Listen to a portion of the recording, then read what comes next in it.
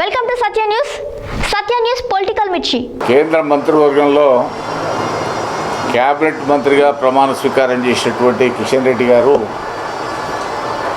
మొదటగా వారికి అభినందనలు.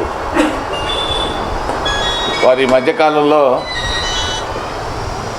ఉభయ రాష్ట్రాల నదీ జలాల సమస్యల పరిష్కారానికి మధ్యవర్తిత్వం వహిస్తానని చెప్పడం సంతోషకరమే. కానీ ఆంధ్రప్రదేశ్ పునర్విభజన చట్టంలో ఉన్నటువంటి పలు అంశాలు కేంద్ర ప్రభుత్వం పక్కకి నెట్టేసింది. 2014లో మోడీ గారి నాయకత్వంలో కేంద్రంలోకి అధికారంలోకి వచ్చినటువంటి బీజేపీ ప్రభుత్వం మొదటి క్యాబినెట్ సమావేశం నుంచే తెలంగాణకు అన్యాయం చేసే కార్యక్రమాన్ని మొదలుపెట్టారు.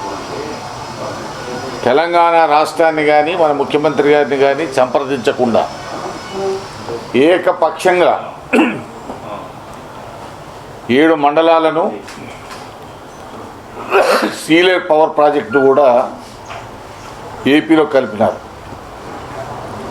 కిషన్ రెడ్డి గారు తిరిగి వాటిని తెలంగాణ రాష్ట్రంలో కలపడానికి మీ శక్తి ఏమైనా సరిపోతుందా, మీరు దాన్ని చేయించగలరని అడుగుతా ఉన్నాను. ఎప్పుడో 2010లో యూపీఏ ప్రభుత్వ హయాంలో హన్మకొండలో కోచ్ ఫ్యాక్టరీ మంజూరైంది.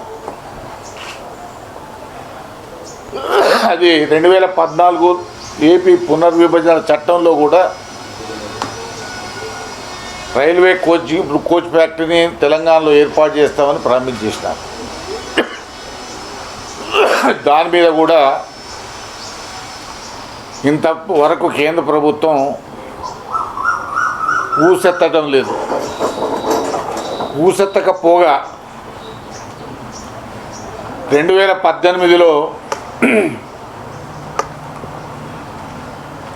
మహారాష్ట్రకు కోచ్ ఫ్యాక్టరీ మంజూరిచ్చి అక్కడనేమో శరవేగంగా పనులు జరుగుతూ ఉన్నాయి. మనదేమో మొత్తం ఈ ఫ్యాక్టరీ లేదన్నట్టుగానే వాళ్ళు లిఖితపూర్వక సమాధానాలు పార్లమెంట్లో ఇస్తూ ఉన్నారు. మరి మీరేమైనా కిషన్ రెడ్డి గారు ఆ రైల్వే కోచ్ ఫ్యాక్టరీని తెచ్చి ఏర్పాటు ఏమైనా చేస్తారా? పనులు ప్రారంభించేటువంటి శక్తి సామర్థ్యాలు మీకున్నాయా? ఒకసారి నిరూపించుకోవాలా. 3 తెలంగాణ యావత్తు కూడా రైతులంతా ఆందోళనలో ఉన్నారు. మేము రబీలో పండినటువంటి దొడ్డు ధాన్యాన్ని మేము ఎఫ్సిఐ కొనుగోలు చేయదు. మేము 60 లక్షల టన్నుల కంటే ఎక్కువ మేము తీసుకోము. బాయిల్డ్ రైస్ని అసలే మేము తీసుకోము. మీ సాగు మీరు సావని చెప్పి చెప్తా ఉన్నారు ఫుడ్ కార్పొరేషన్ ఆఫ్ ఇండియా వాళ్ళు. మరి దానికి కేంద్ర మంత్రిగా మీరున్నటువంటి సందర్భంలో తెలంగాణలో పండిన ప్రతి వరి గింజను మీరు కొనేటువంటి ఏర్పాటు చేస్తారా, చేయరా? ఇప్పటికే రాష్ట్ర ప్రభుత్వం కొంత నష్టాన్ని ఊర్చైనా సరే రైతులకు మద్దతు ధర కల్పిస్తూ సేకరణ చేస్తూ ఉన్నది. పంజాబ్ తర్వాత దేశంలో 2వ స్థానంలో మనమే ఉన్నాం. మరి ఇటువంటి పరిస్థితుల్లో రైతులు తీవ్రమైనటువంటి ఆందోళనలో ఉన్నారు. ఈ సంవత్సరం ఖరీఫ్ పంట కూడా మేము ఎక్కడ అమ్ముకోవాలా, కేంద్ర ప్రభుత్వం కొనుగోలు చేయదని చాలా బాటంగా చెప్తా ఉన్నారు అనేటువంటి ఒక ఆందోళనలో ఇవాళ తెలంగాణ రైతాంగం మొత్తం ఉన్నది. ప్రభుత్వం కూడా ఆందోళనలో ఉన్నది. కాబట్టి కేంద్ర మంత్రిగా కిషన్ రెడ్డి గారు మరి మీ ధాన్యం విషయంలో మీ పాత్ర ఏంటి? మీరేమైనా మోడీ గారితో మాట్లాడి మీరు ఈ తెలంగాణ రాష్ట్రంలో పడిన వరి ధాన్యాన్ని కొనుగోలు చేయించే శక్తి ఏమైనా మీ దగ్గర ఉన్నదా? మీరు ఒక్కసారి ఆలోచన చేసి దీని మీద రైతుల యొక్క ఆందోళనను తగ్గించే పరిష్కారం చూపెట్టమని మేము విజ్ఞప్తి చేస్తూ ఉన్నాం. ఎందుకంటే బీజేపీ నాయకుల యొక్క మాటలేమో కోటలు దాటుతూ ఉన్నాయి. బండి సంజయ్ గారు ఓవైపు, కిషన్ రెడ్డి గారు ఓవైపు తెలంగాణ రాష్ట్రంలో 2023లో మేము అధికారులకు వస్తామని రోజు ప్రగల్భాలు పలుకుతూ ఉన్నారు. అయ్యా 2023లో మీరు వచ్చేది సంగతి దేవుడని, కానీ 2024లో మీ ప్రభుత్వం అధికారంలోకి రాదు కేంద్రంలో అని చెప్పి ప్రజలందరూ ఎదురు చూస్తూ ఉన్నారు. ఎప్పుడు వస్తారు, ఎప్పుడు గుద్దుదాం మీకు అని. దానికి ప్రధాన కారణం మీరు కేంద్ర ప్రభుత్వం చేస్తున్నటువంటి ప్రజా వ్యతిరేక విధానాలే. రైతుల విషయంలో మేము నల్ల చట్టాలను చూస్తూ ఉన్నాం. దేశంలో ఉన్నటువంటి కొన్ని తరాలుగా ఉన్నటువంటి ప్రభుత్వ రంగ సంస్థలన్నీ ప్రైవేటీకరిస్తూ ఉన్నారు.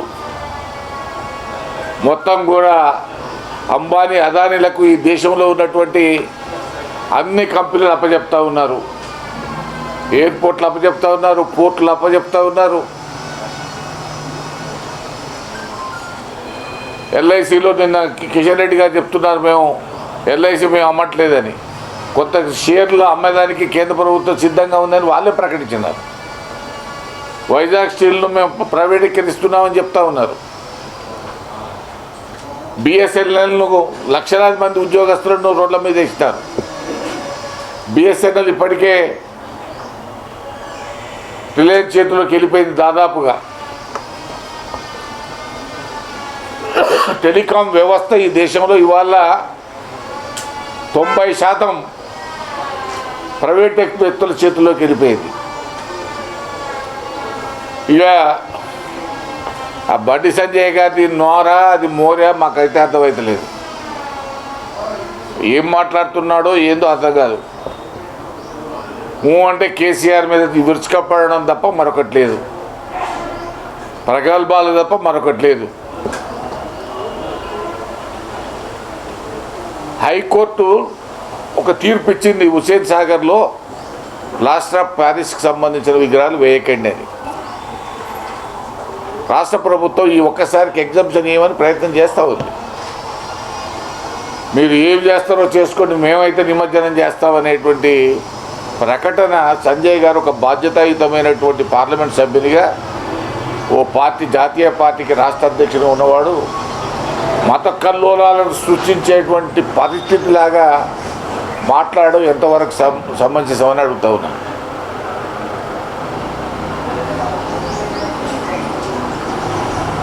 కేవలం అధికార దాహంతో ఇవాళ బీజేపీ వ్యవహరిస్తుంది తప్ప ఈ దేశంలో ప్రజా సమస్యలను పట్టించుకోవడంలో ఘోరంగా మోడీ గారి ప్రభుత్వం విఫలమైంది. పాపం వాళ్ళు కూడా కాంగ్రెస్ పార్టీ ఎప్పుడైతే ముఖ్యమంత్రులను ఊరికే మార్చేదో ఆ పద్ధతి ఇప్పుడు బీజేపీ కూడా అవలంబిస్తూ ఉన్నది. ప్రధానమంత్రి గారి, అమిత్ షా గారి సొంత రాష్ట్రంలోనే ముఖ్యమంత్రి గారు నిన్ననే మార్చుకున్నారు. ఉత్తరాఖండ్లో అయితే 3 మార్చారు. ఈ విధంగా మనం చూస్తే బీజేపీ జాతీయవాదం కానీ సిద్ధాంతాలు కానీ పచ్చి బూటకంలాగా ఊపడుతూ ఉన్నాయి. కేవలం అధికారం నిలబెట్టుకోవడానికి, దేశంలో ఉన్నటువంటి ప్రతిపక్ష పార్టీలన్నింటినీ నిర్వీర్యం చేయడానికి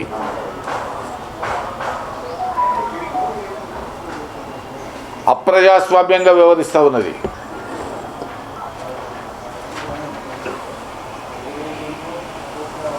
గౌరవ ముఖ్యమంత్రి గారు ఫెడరల్ విధానంలో ఈ రాష్ట్రానికి సంబంధించిన పలు సమస్యలను ప్రధానమంత్రి గారికి, కేంద్ర మంత్రులకు విన్నవిస్తారని పోతే బండి సంజయ్ గారి కామెంట్ ఏంది?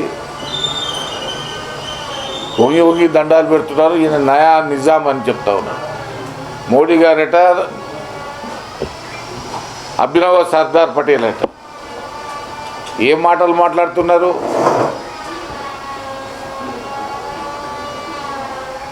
ఈ మాటలకు ఏమైనా అంతు పొంతు ఏదైనా ఉందా?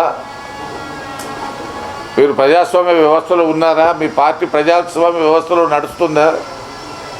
కేవలం మతోన్మాదాన్ని రెచ్చగొట్టి హిందువులు, ముస్లింలు, క్రిస్టియన్ల మధ్యన తగాదాలు సృష్టించి 4 ఓట్లు సంపాదిద్దామనేటువంటి దుగ్ధ తప్ప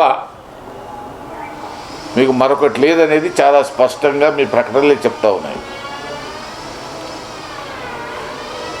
తెలంగాణ రాష్ట్రంలో ఈ 7.5 సంవత్సరాల కాలంగా పేదలు, రైతులు అంతా సుఖశాంతులతో ఉన్నారు. హైదరాబాదులో మత సామరస్యంతో ఎలాంటి మత కల్లోలాలకు అవకాశం లేకుండా పరిపాలన సాగుతూ ఉన్నది. కేసీఆర్ నాయకత్వంలోని ప్రభుత్వం ఈ రాష్ట్ర సమగ్ర అభివృద్ధి కొరకు, పేదల యొక్క సంక్షేమం కొరకు వాళ్ళ అహర్నిశలు కృషి చేస్తూ ఉన్నది. అందుకనే చాలా రంగాలలో తెలంగాణ రాష్ట్రం మొదటి స్థానంలో ఉందని నీతి ఆయోగే చెప్తా ఉన్నది.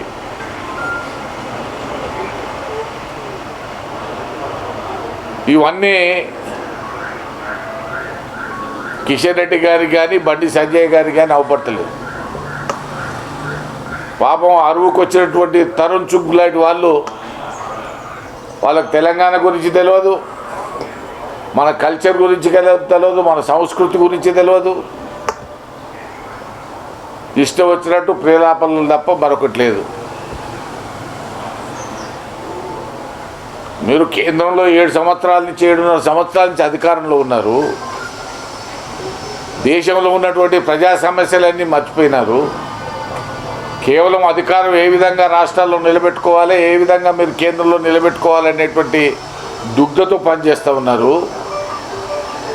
ప్రజల ఇబ్బందులను మీరు పట్టించుకోవడం లేదు, ప్రజా సమస్యలను పరిష్కరించడం లేదు. కొత్త రాష్ట్రాలైనటువంటి తెలంగాణకు సంబంధించినటువంటి పునర్విభజన చట్టంలోని చాలా అంశాలను పక్కకు పెట్టేసినారు. పునర్విభజన చట్టంలో చాలా స్పష్టంగా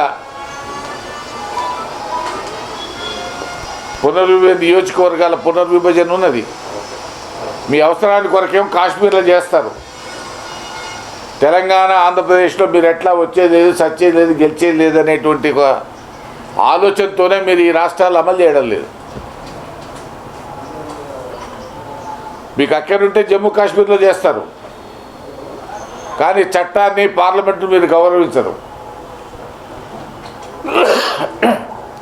కాబట్టి తెలంగాణ రాష్ట్ర ప్రజలు బీజేపీ నాయకుల యొక్క మాటలు నమ్మే పరిస్థితిలో లేరు. అదేవిధంగా కిషన్ రెడ్డి గారు కేంద్ర మంత్రిగా ఈ 3-4 సమస్యలు నేను ఏదైతే వారి దృష్టికి తెస్తా ఉన్నానో మీ ద్వారా ఆ 7 మండలాలను ఇప్పించండి. ఈ రాష్ట్రంలో పండిన ప్రతి ఒరిగింజను మీరు కేంద్ర ప్రభుత్వం FCI ద్వారా కొనుగోలు చేసే కార్యక్రమాన్ని ఏర్పాటు చేయండి. రైల్వే కోచ్ ఫ్యాక్టరీని హన్మకొండలో ఏర్పాటు చేయండి. పునర్విభజన చట్టంలో ఉన్నటువంటి గిరిజన యూనివర్సిటీని మంజూరు చేయించండి.